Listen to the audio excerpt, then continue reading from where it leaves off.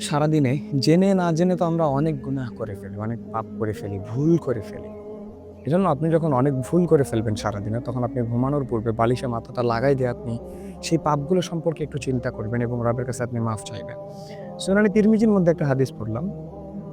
রাসূল সাল্লাল্লাহু আলাইহি সাল্লাম বলছেন যে, আল্লাহ পাক রব্বুল আলামিন তাকে মাফ করে দেন যে ব্যক্তি সারাদিন পাপ করার পরে, ভুল করার পরে সে অনুতপ্ত হয়ে, অনুশোচিত হয়ে ঘুমানোর পূর্বে বালিশে মাথা লেগে, বালিশের কথাটা নাই এখানে। আমি আপনাকে জাস্ট বলছি ঘুমানোর পূর্বে যেহেতু কথাটা বলা হয়েছে।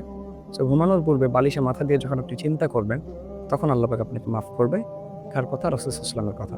রাসূল সাল্লাল্লাহু আলাইহি ওয়াসাল্লাম যেখানে আমাদেরকে নিশ্চয়তা দিয়েছেন যে আল্লাহ পাক রব্বুল আলামিন মাফ করে দিবেন। সুতরাং আমাদের মনে হয় যে ১ মিনিটও আমাদের সময় লাগবে না গুনাহগুলোকে চিন্তা করতে। সো পাপগুলো, ভুলগুলো, গুনাহগুলোকে আপনি চিন্তা করে রবের কাছে আপনি মাফ চান এবং আপনি অনুশোচিত হন যে পূর্বের দিনগুলোতে বা আজকের দিনে আমি যতগুলো পাপ করলাম, ভুল করলাম, নেক্সট টাইম আর এরকম আমার পাপ হবে না।